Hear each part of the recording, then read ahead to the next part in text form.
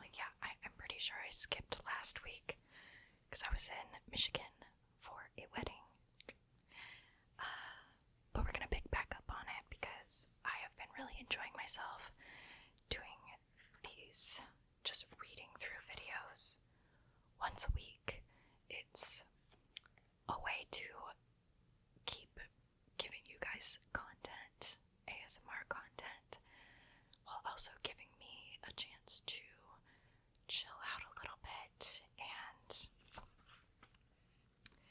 maybe practice my reading skills. I don't know.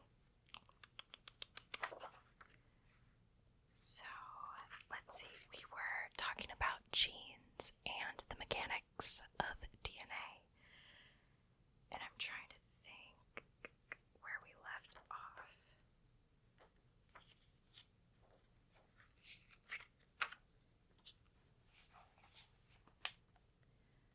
Let's see.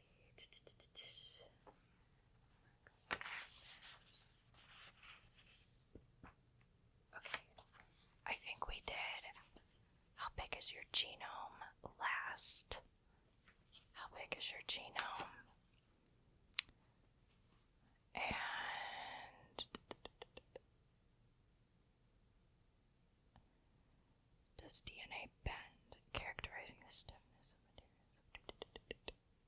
Think about the typical distance. I think we left off at does DNA bend, so we've got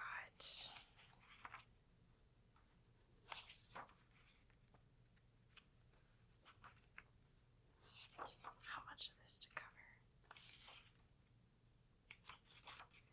This one was a little bit of a longer chapter, so I don't know if we're gonna finish the whole thing today, but we'll just keep reading. I have 23 minutes left of storage in my camera because I forgot to delete stuff before I press record, but here we are. So let's get started. Okay. And yes, I'm wearing the same thing as I did in my Instagram picture I posted, so if you don't follow me on Instagram, you should check that out.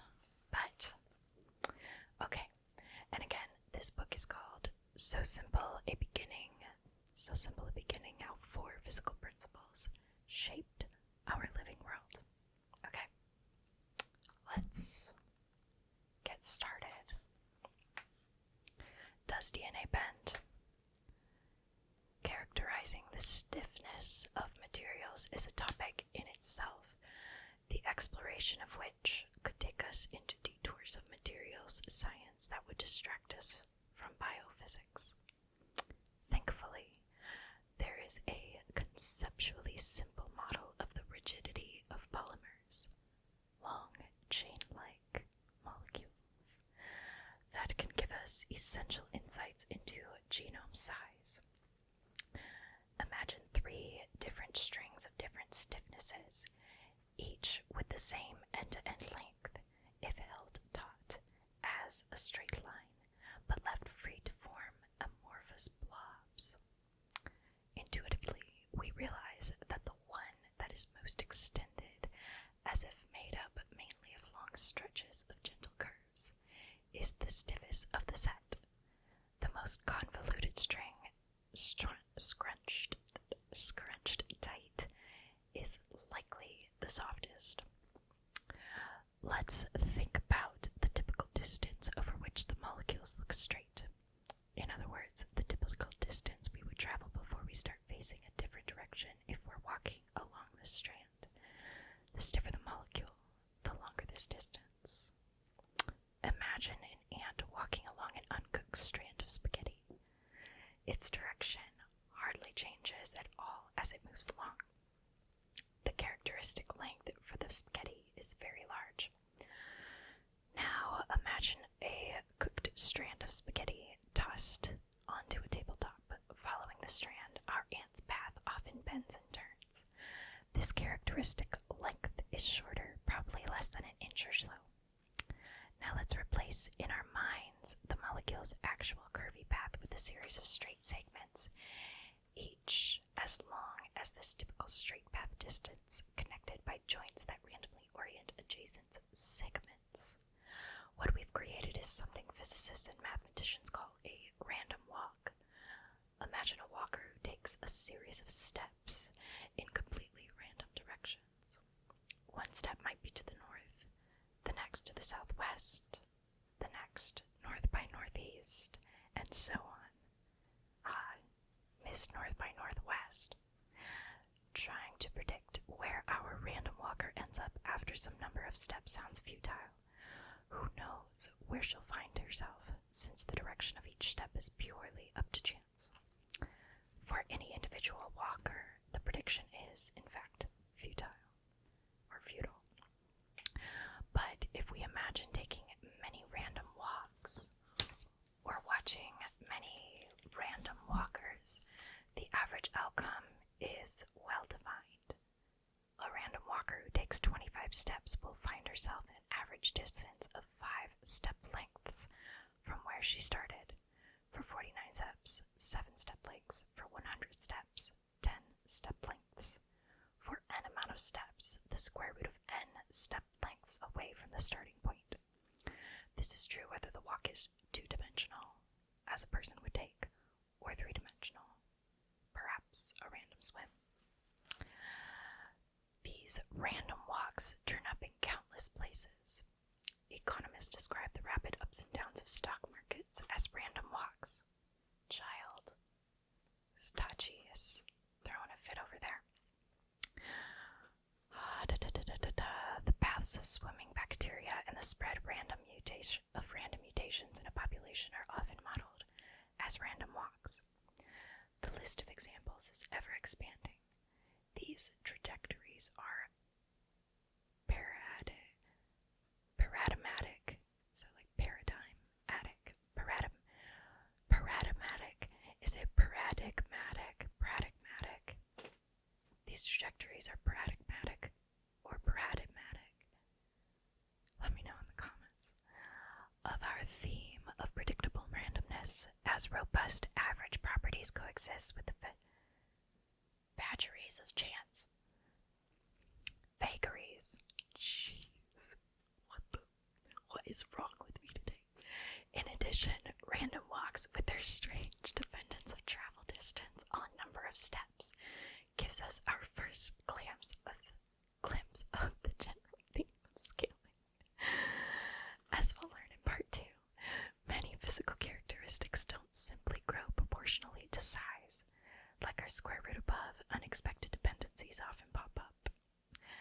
If we think about DNA configuration abstractly as a random walk, our question of how stiff DNA molecule is becomes transformed into questions of how long the step size is and how many steps there are. Let's see. From images of DNA molecules, one can deduce that the length over which the double helix looks straight is about 100 nanometers, or a tenth of a millionth of a meter.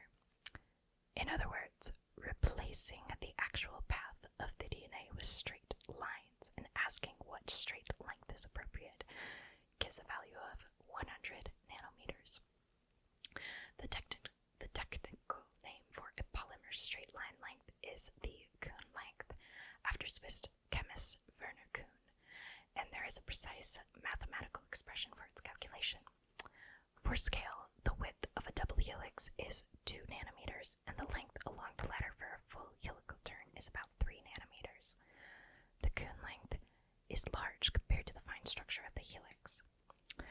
We can think of 1 meter of DNA as therefore being composed of 10 million straight line steps.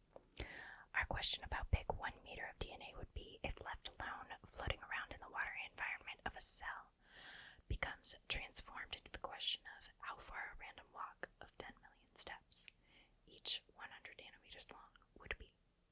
The answer, about 0.3 millimeters or 300 micrometers. That's the square root of 10 million, or about 3,000 step lengths, multiplied by the step length of 100 nanometers. So my camera died. And yeah, so we're still gonna do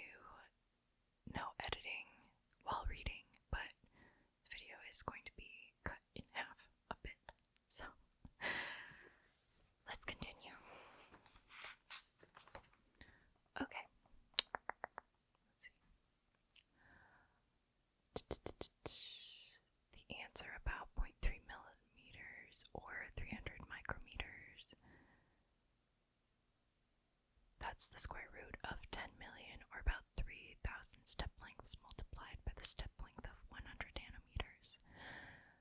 That's far larger than the few micrometers size of the cell nucleus.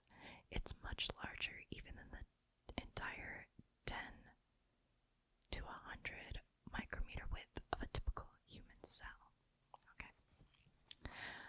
You might object, perhaps, if you're aware that your DNA isn't one unbroken strand, but rather is divided into 23 chromosomes. Nearly all of your cells have 46 fragments grouped in pairs from each of the 2 copies of your genome. Exceptions are egg and sperm cells, which have 1 copy of your genome, and red blood cells, which in humans and other mammals lack DNA. The fragmentation simplifies the spatial challenge of packaging, but not by much. Human chromosome 1, the largest chromosome, is 249 million nucleotide base pairs in length, corresponding to an overall length of about 8.5 centimeters in a random walk, blob size of about 90 micrometers, which is still much larger than the size of a cell nucleus. So to scale, I've illustrated below a typical human cell and its nucleus, the random blob configuration of 1 meter of DNA, and the random blob configuration of 8.5 centimeters of DNA, like chromosome number 1. Okay. I don't know what they said below, but I think he means this picture right here. Can you see that? There we go.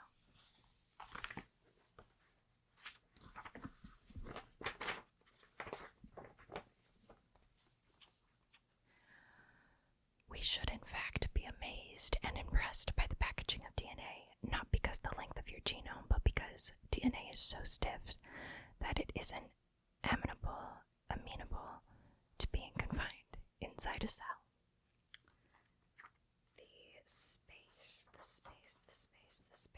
The space into which it's packed is far, far smaller than the space in the molecule would occupy if left alone, floating in a watery world. Alright, DNA packaging. We got 13 minutes, let's go.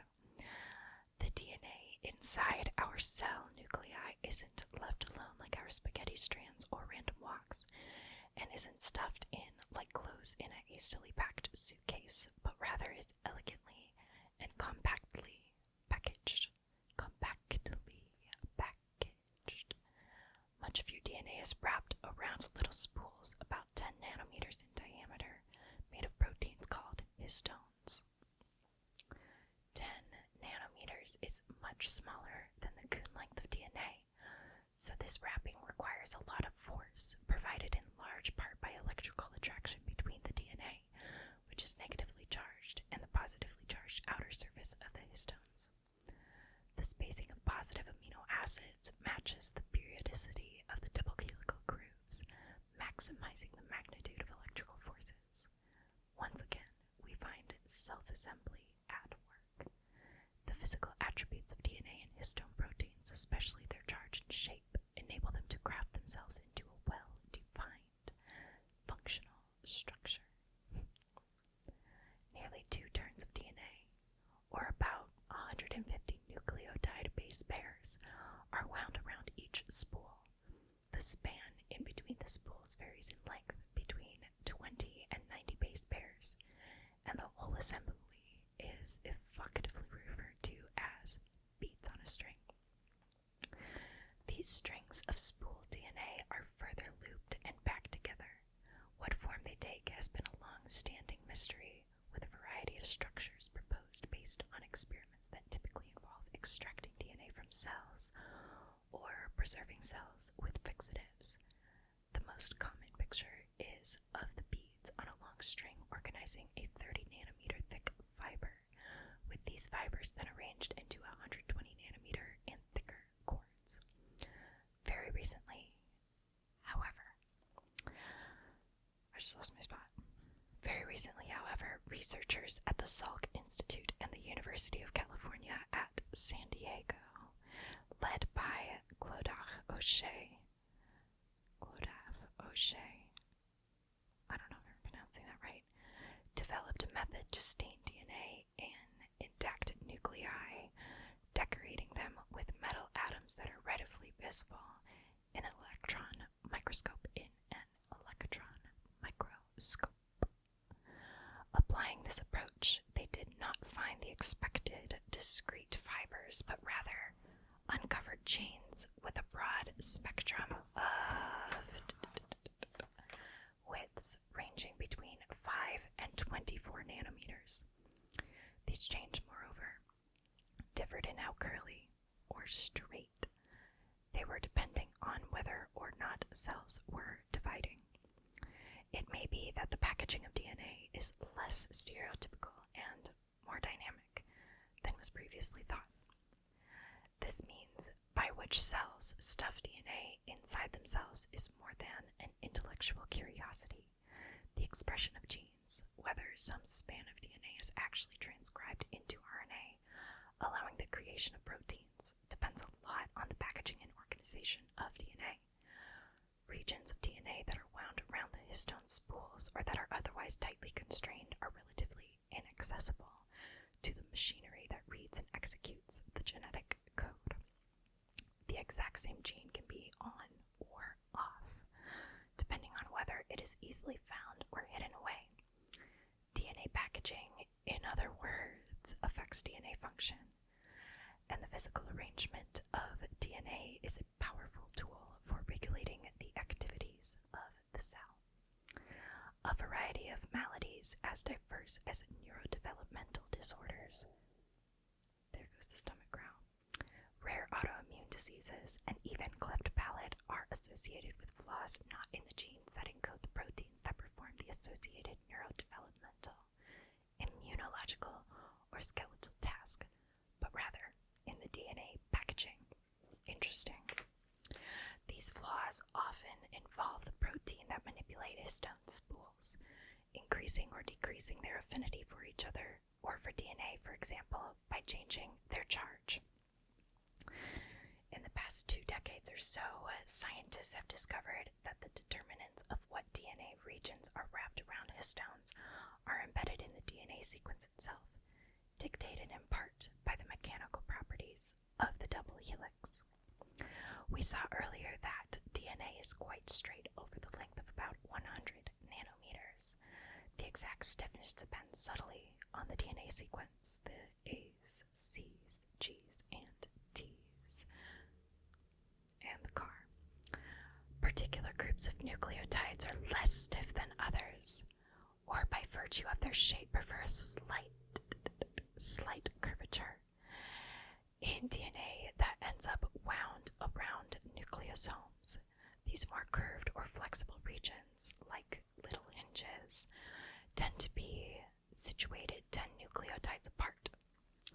The pitch of the double helix is also 10 nucleotides, meaning that if you stood on a twisted ladder of DNA and climbed 10 rungs, you'd be facing the same direction you were to begin with. The hinges, therefore, are all oriented the same way, allowing each span of DNA to bend towards the histone spool.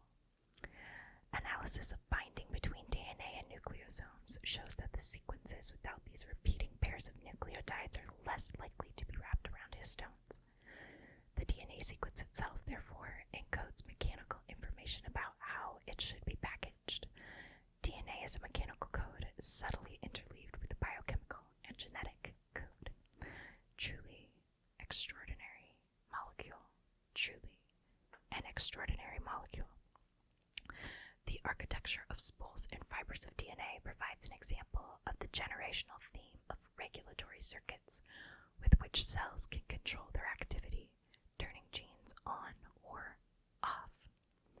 As we'll see in Chapter 4, many more strategies exist, enabling faster and more complex decision-making circuits. Okay, so we're going to stop there, and we are left at DNA-stuffed viruses. Whew. That one's going to be a fun one. So I do hope that you come back for the next read. I'm pretty excited, actually. And this time I'm actually going to bookmark it.